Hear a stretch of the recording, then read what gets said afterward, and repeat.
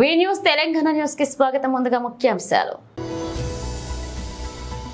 జమ్మూ కాశ్మీర్లోని దోడాలో బహిరంగ సభలో ప్రసంగించారు ప్రధాని నరేంద్ర మోదీ.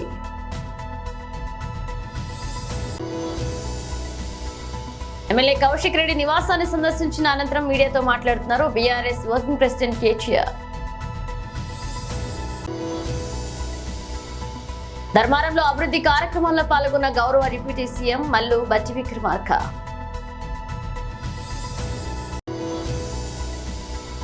జగన్ 5 ఏళ్ల పాలన రాష్ట్రానికి అతిపెద్ద విపత్తు. రాష్ట్ర పౌర సరఫరాల శాఖ మంత్రి నాదెండ్ల మనోహర్. జమ్మూ కాశ్మీర్లోని దోడాలో బహిరంగ సభలో ప్రసంగించారు ప్రధాని నరేంద్ర మోదీ. బీజేపీ కట్టుదిట్టమైన భద్రత మధ్య జమ్మూ కాశ్మీర్లో దోడా జిల్లాలో జరిగే మెగా ఎన్నికల ర్యాలీలో ఇవాళ ప్రధాని నరేంద్ర మోదీ పాల్గొనున్నారు. ఈ ర్యాలీలో ఆయన ప్రసంగించడం ద్వారా బీజేపీ అభ్యర్థులకు మద్దతుగా ఎన్నికల ప్రచారాన్ని ప్రారంభించనున్నారు. కాగా ఈ ఎన్నికల ర్యాలీలో పాల్గొనడం ద్వారా మోదీ అరుదైన ఘనత సాధించనున్నారు. గత 42 దోడాలో ప్రధాని పర్యటించడం ఇదే తొలిసారి. ప్రధాని మోదీ శనివారం దోడాలో తన మొదటి ఎన్నికల సమావేశం నిర్వహించనున్నారు. 42 సంవత్సరాలు ఏ ప్రధాని మంత్రి దోడాను సందర్శించలేదు. ఇలా ఓ ప్రధాని 42 ఏళ్ల తర్వాత మొదటిసారి దోడాలో పర్యటించడం అనేది ఒక ముఖ్యమైన సంఘటన. 1982లో దోడాలో అప్పటి ప్రధాని మంత్రి ఇందిరాగాంధీ పర్యటించడం జరిగిందని కేంద్ర బొగ్గు గనుల శాఖ మంత్రి జమ్మూ కాశ్మీర్ బీజేపీ ఎన్నికల ఇన్ఛార్జ్ కిషన్ రెడ్డి మీడియాతో తెలిపారు. దోడా, కిష్వార్ అలాగే రాంబాన్, చినాబ్ వ్యాలీలోని 3 జిల్లాల్లో 8 అసెంబ్లీ స్థానాలకు సెప్టెంబర్ 18న ఓటింగ్ జరగనుంది. దీంతో ఆయా ప్రాంతాల్లోని బీజేపీ అభ్యర్థులకు మద్దతుగా శనివారం నాటి ర్యాలీలో ప్రధాని మోదీ పాల్గొనున్నారు.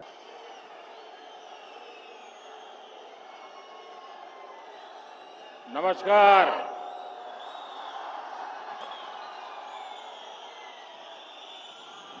तू सब कैछत और क्यों हालचाल छो?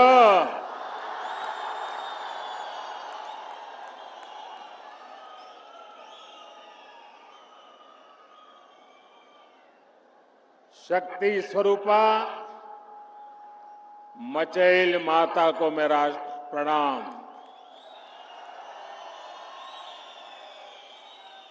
सरथल माता की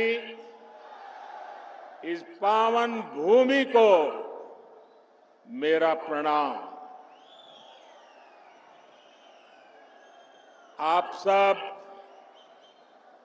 यहां डोडा,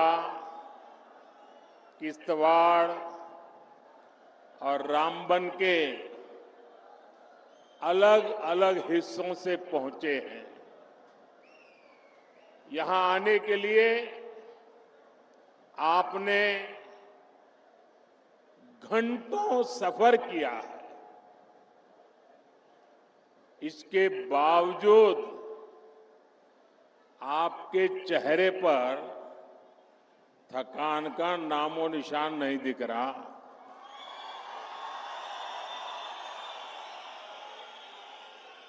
और चारों तरफ जोश ही जोश है।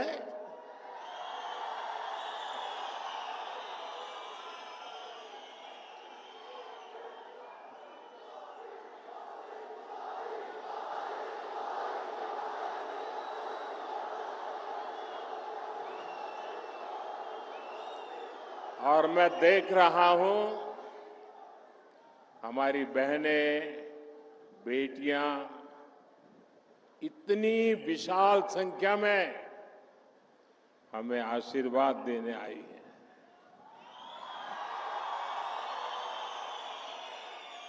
मैं आपका बहुत बहुत आभारी हूं। आपका ये प्यार, आपके आशीर्वाद मैं 2 गुनी 3 गुनी आपके लिए, देश के लिए मेहनत करके चुकाऊंगा।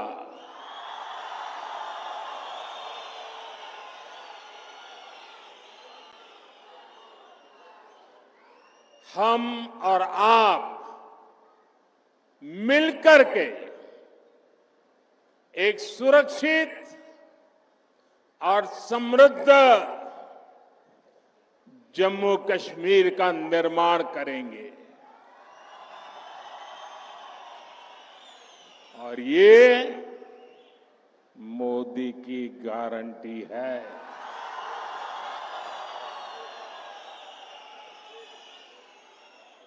साथियों, इस बार जम्मू कश्मीर का चुनाव जम्मू कश्मीर का भाग्य तय करने वाला है।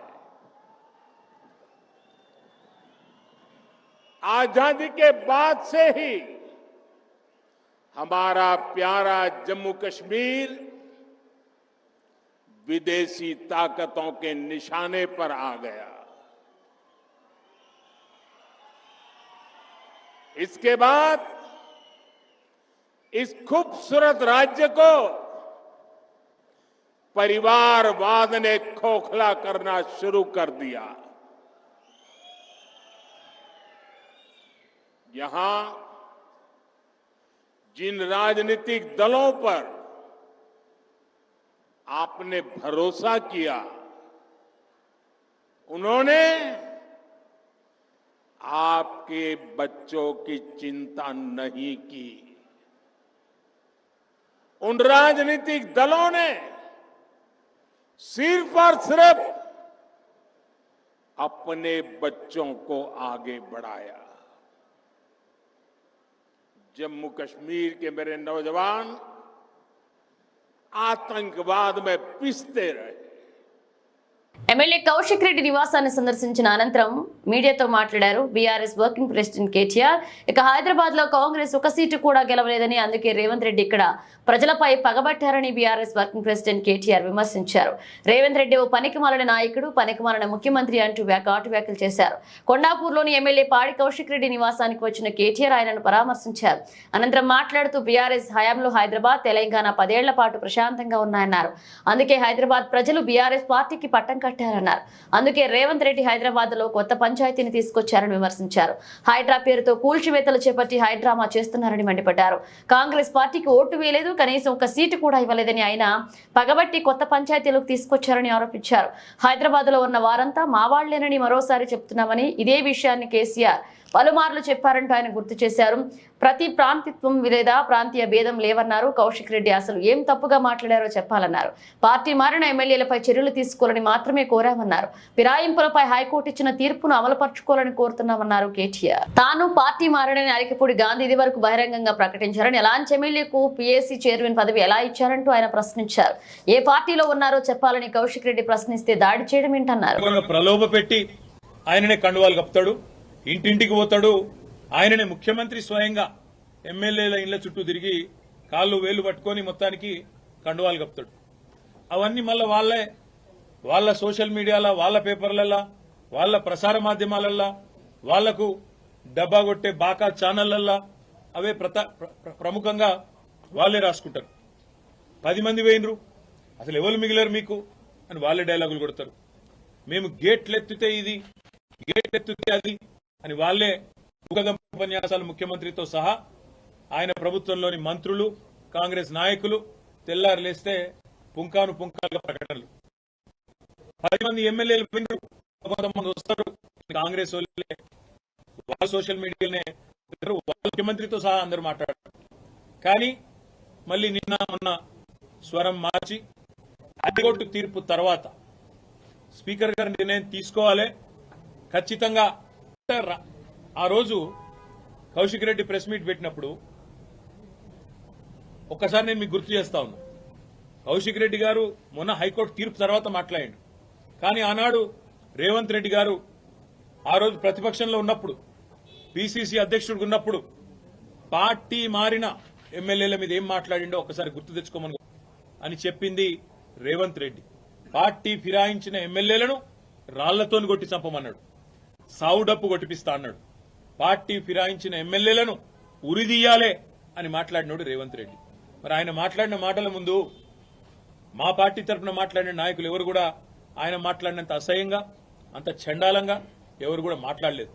సరే, పార్టీ మారినరా లేదా అనే చర్చ ఒకవైపు జరుగుతూనే ఉంటే, ఇంకోవైపు చాలా దారుణంగా స్పీకర్ కార్యాలయం నుంచి ఏ రోజైతే హైకోర్టు తీర్పు వచ్చిందో పార్టీ ఫిరాయింపుల మీద, అదే రోజు సభా సాంప్రదాయాలన్నింటినీ తుంగలో దొక్కుతూ పార్టీ మారినా అని బాహాటంగా ప్రకటించిన శేర్లింగంపల్లి ఎమ్మెల్యే ఆరికపూడి గాంధీని పీఏసీ చైర్మన్ గా నియమిస్తూ మరి ఒక తీర్పు కాదు, ఒక ఆర్డర్ స్పీకర్ కార్యాలయం నుంచి అసెంబ్లీ సెక్రటరియట్ నుంచి వచ్చింది. దాని తర్వాత సహజంగానే హైకోర్టును బేఖాతరు చేస్తూ సుప్రీంకోర్టు తీర్పును బేఖాతరు చేస్తూ రాజ్యాంగ విలువలకు, అసెంబ్లీ సాంప్రదాయాలకు, పార్లమెంటరీ పద్ధతులకు అన్నిటికీ తిలోదకాలిస్తూ ఇదేం పద్ధతి, అసలు ఆయన ఏ పార్టీలో ఉన్నాడు అని మా వాళ్ళు అడిగినారు. అయితే ఎంత విచిత్రమైన పరిస్థితి అంటే ఈరోజు రాష్ట్రంలో, మొన్ననేమో నేను మారిన పార్టీ కాంగ్రెస్ పార్టీ విధానాలు నచ్చి మారినా అని చెప్పిన ఎమ్మెల్యే నిన్న మొన్నటి నుంచి నేను బీఆర్ఎస్ పార్టీలోనే ఉన్నా, నేను ఎక్కడికి పోలే, 10 మంది ఇక మాకు తప్పది పదవి గండం పోయితుంది మా పదవి అని చెప్పి కొత్త రాగం ఎత్తుకున్నారు. దాన్ని మా సోదరుడు ప్రశ్నిస్తే ఆయన ఇంటి మీదకి పోలీస్ ఎస్కార్ట్ పెట్టి డీసీపీలు, అడిషనల్ డీసీపీలు, ఏసీపీలు, సిఐలు ఒక గేటెడ్ కమ్యూనిటీ లోపలికి ఒక 50-100 మంది గూండాగాలు చొచ్చుకొని వచ్చి ఇవాళ ఒక ఎమ్మెల్యే ఇంటి మీద దాడి చేసే పరిస్థితి ఇప్పుడే మేము చూసినాం. ఎమ్మెల్యే గారి ఇంటి మీద దాడి చేయడమే కాదు, వారి ఇంట్లో ఉండే పెద్దలు, వారి తల్లిదండ్రులు వచ్చినప్పుడు కానీ లేదా వారి మామగారు వచ్చినప్పుడు కానీ ఉండే రూమ్, ఆ రూమ్ మీద మొత్తం అద్దాలు బలగొట్టిండ్రు. అందులో ఉన్న పెద్దలకు ఏమైనా అయ్యింటే, ఏమైనా జరిగింటే, జరగకూడదు ఏమైనా జరిగింటే ఎవడు బాధ్యుడు? రేవంత్ రెడ్డా, లేకపోతే ఇక్కడ దాడి చేయడానికి వచ్చిన ఆరికపూడి గాంధీ? ఈ రకమైన గూండాగిరి, ఈ రకమైన దౌర్భాగ్యం హైదరాబాద్ 10 ఏళ్లలో ఎన్నడూ లేదు. ఒక ఎమ్మెల్యే ఇంటి మీదనే దాడి, అది ఒక ఎమ్మెల్యే ఇంటి మీదకి దాడికి వస్తుంటే ఫ్యాక్షన్ సినిమాల్లో చూపెట్టినట్టు కార్లకెళ్లి బయటికి ఏలాడుకుంటా 20 బండ్లు పెట్టుకుని లైవ్ పెట్టుకుంటా ఆడికెళ్లి ఇటు దాకా పోలీస్ ఎస్కాట్ లో వచ్చిరంటే చేతగాని ఒక హోంమంత్రి, చేతగాని ముఖ్యమంత్రి ఈరోజు రాష్ట్రానికి ఉండడం వల్లనే ఈ దౌర్భాగ్యం దాపురించింది. అసలు రేవంత్ రెడ్డి, నేను అడుగుతా ఉన్నా, నువ్వు ముఖ్యమంత్రివేనా? అసలు నీకు అర్హత ఉందా? ఇవాళ హైదరాబాద్ లో నడి వీధిలో ఈ రకమైన గూండాగిరి చేస్తే రేపు జరగకూడదు ఏమైనా జరిగితే ఎవడు బాధ్యుడు? నువ్వా, నీ ప్రభుత్వమా, నీ డీజీపా? ఎవరు తీసుకుంటారని నేను అడుగుతా ఉన్నా. ఇంత దుర్మార్గమా? నీకు కనీసం హైదరాబాద్ లో లా అండ్ ఆర్డర్ కంట్రోల్ చేసే ముఖం లేదు.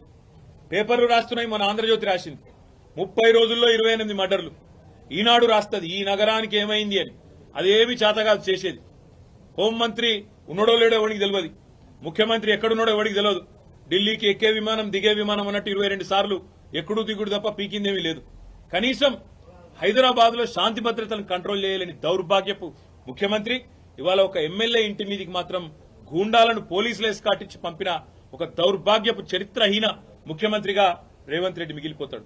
నేను అడుగుతా ఉన్నా మా కౌశిక్ రెడ్డి అడిగిన ప్రశ్ననే, ఏ పార్టీలో ఉన్నావు గాంధీ? అసలు మీ 10 మంది ఎమ్మెల్యేలు ఎవడైతే పార్టీ మారినరో, ఎవరి ఇంటింటికైతే పోయి ముఖ్యమంత్రి అనేటోడు కండువా కప్పిండో, ఫస్ట్ మీరు ఏ పార్టీలో ఉన్నారో చెప్పండి. మీకు ఇప్పటికే స్పీకర్ దగ్గర పిటిషన్లు ఉన్నాయి 10. స్పీకర్ గారు కూడా తేల్చాలా. ఇవన్నీ కాదు, ఇవేమీ లేదు, మేము రైతు రుణమాఫీ మీద అడిగితే, లేదా వరద బాధితుల తరఫున ప్రశ్నిస్తే, లేదా రైతు బంధు ఎప్పుడేస్తావని అడిగితే, మహిళా సోదరిమణులకు 2500 ఎప్పుడు ఇస్తావని అడిగితే, లేదా పెన్షన్లు ఎప్పుడు పెంచుతావని అడిగితే, 100 రోజుల్లో గ్యారంటీలు అమలు చేస్తా అన్న సన్నాసి ఎక్కడ తెచ్చిండు? ధర్మారంలో అభివృద్ధి కార్యక్రమాల్లో పాల్గొన్న గౌరవ డిప్యూటీ సీఎం మల్లుబట్టి విక్రమార్క. ఈ 4 సంవత్సరాలు నిర్మించబడిన ధర్మారం వ్యవసాయ మార్కెట్ కమిటీ పాలకవర్గాన్ని స్వాగతిస్తూ ముందుగా చైర్మన్ గారు ప్రమాణ స్వీకారం చేస్తున్నారు. నేను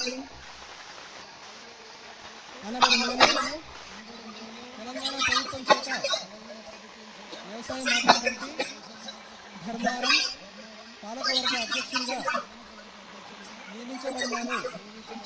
నేను వ్యవసాయ మార్కెట్ చట్టము అనుసరించి ఆ పదవీ కాలంలో రైతుల సంక్షేమం కొరకు, అభివృద్ధి కొరకు శాయశక్తుల కృషి చేయగలను దేవుని మీద ప్రమాణం చేస్తున్నాను. తదుపరి ధర్మారం వ్యవసాయ ప్రమాణ చేశారు. నేను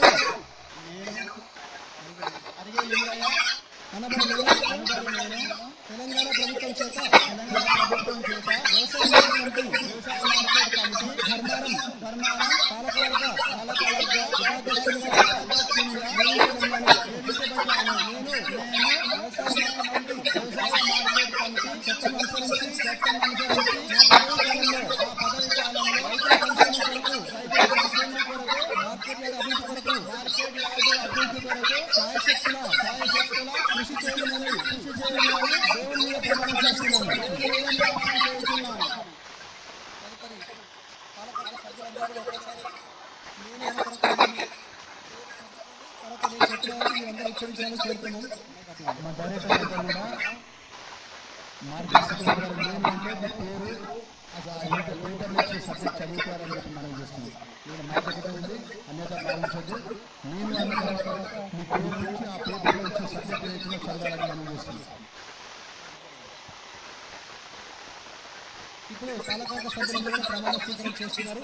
నేను అనబడినను తెలంగాణ ప్రభుత్వం చేత వ్యవసాయ మార్కెట్ కమిటీ ధర్మారం పాలకవర్గ సభ్యునిగా నియమించబడినాను.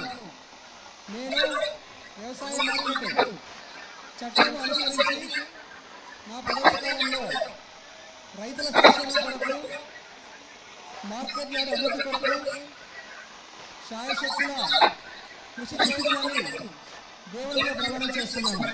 Thank you. ధన్యవాదాలు.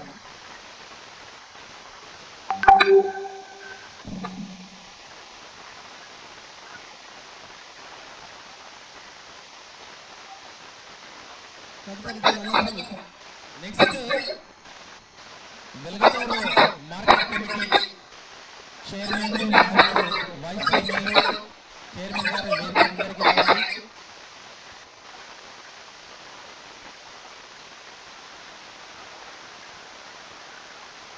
వెలుగుటూరు మార్కెట్ కమిటీకి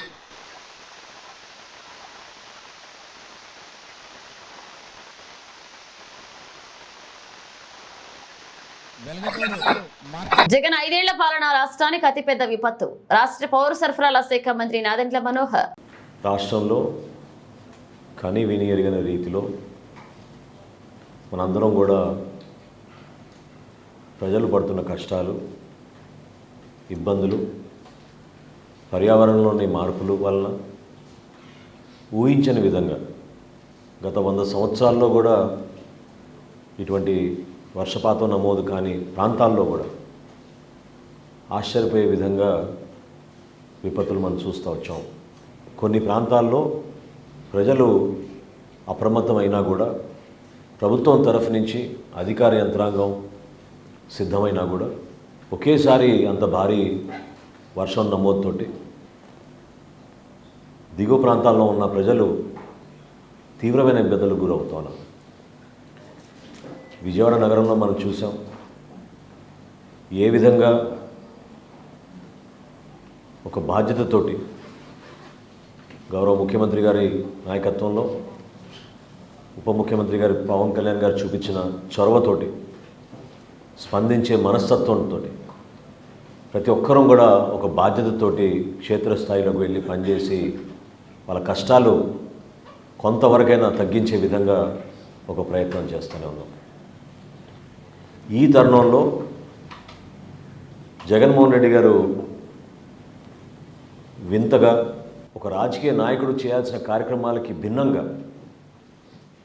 ప్రజలకి అండగా నిలబడాల్సిన సందర్భంలో కేవలం విమర్శలకే గురి చేయడం, రాష్ట్ర ప్రభుత్వం అందిస్తున్న వరద సహాయాన్ని చులకనగా క్షేత్రస్థాయిలో ప్రజానికానికి అందించాల్సిన బాధ్యత వారు కూడా తీసుకుంటే బాగుంటుందనే ఆలోచన లేకుండా మాట్లాడడం చాలా బాధాకరం.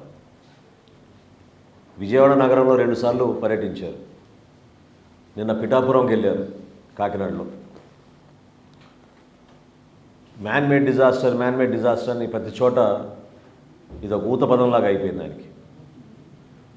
అసలు గత 5 సంవత్సరాల్లో జగన్మోహన్ రెడ్డి గారి పరిపాలనే మన రాష్ట్రానికి అతిపెద్ద విపత్తు.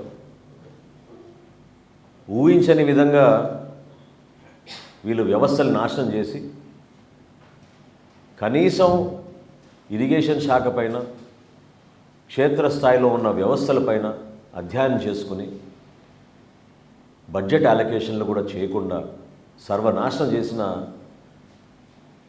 జగన్మోహన్ రెడ్డి గారు ఈ రోజున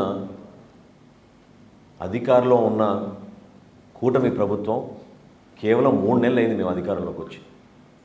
3 నెలలకే మీకు ఇంత ఏడుపులు ఉంటే ఎట్లా? ఇంకా 57 నెలల్లో అసలు మీ ఏడుపు ఏ స్థాయికి వెళ్తుందో మాకు ఆశ్చర్యం కలిగిస్తుంది.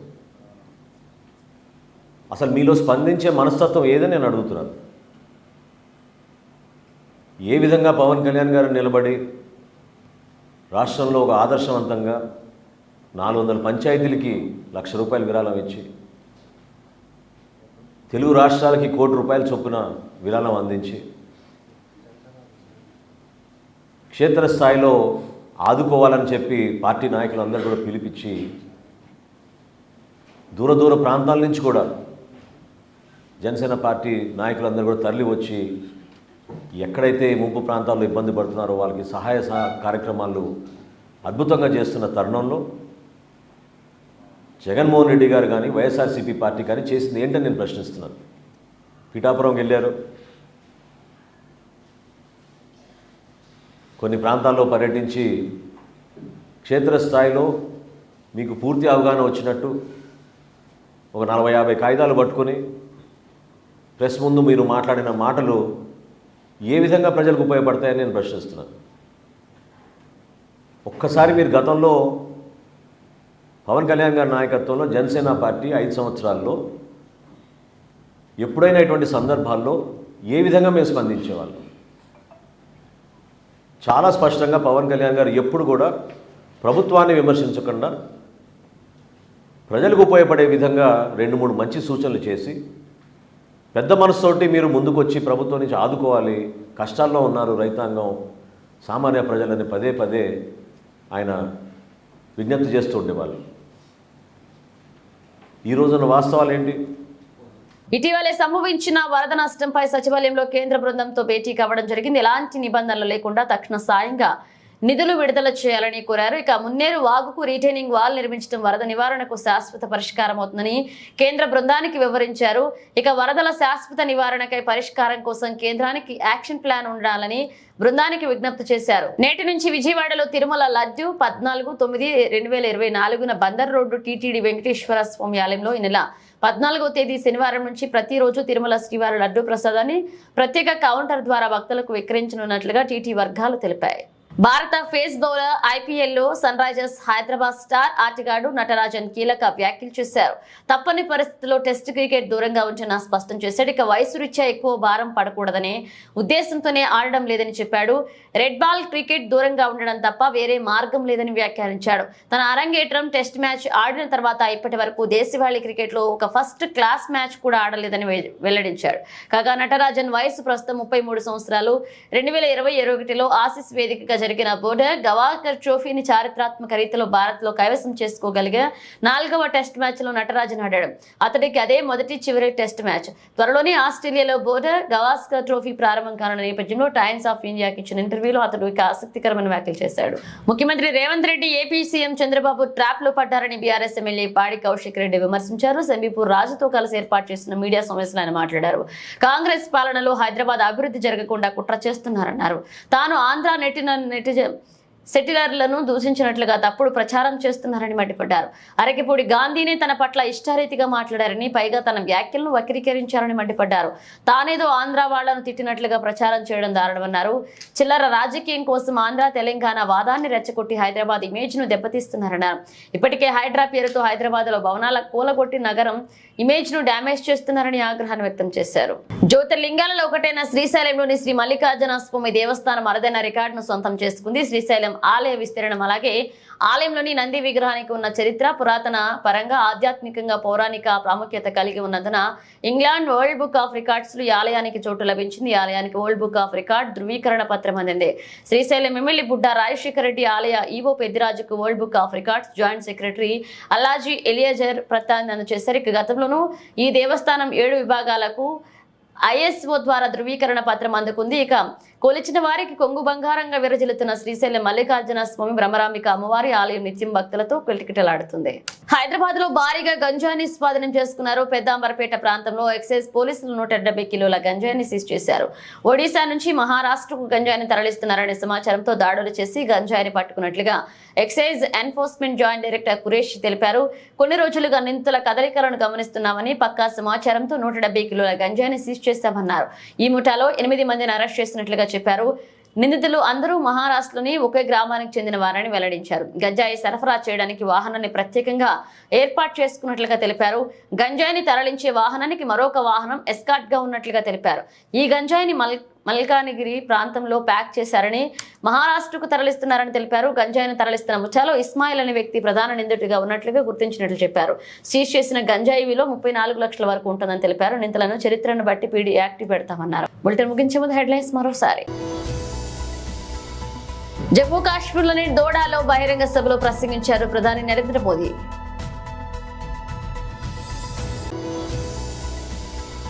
ఎమ్మెల్యే కౌశిక్ రెడ్డి నివాసాన్ని సందర్శించిన అనంతరం మీడియాతో మాట్లాడుతున్నారు బీఆర్ఎస్ వర్కింగ్ ప్రెసిడెంట్ కేటీఆర్. ధర్మారంలో అభివృద్ధి కార్యక్రమాల్లో పాల్గొన్న గౌరవ డిప్యూటీ సీఎం మల్లు బట్టి విక్రమార్క.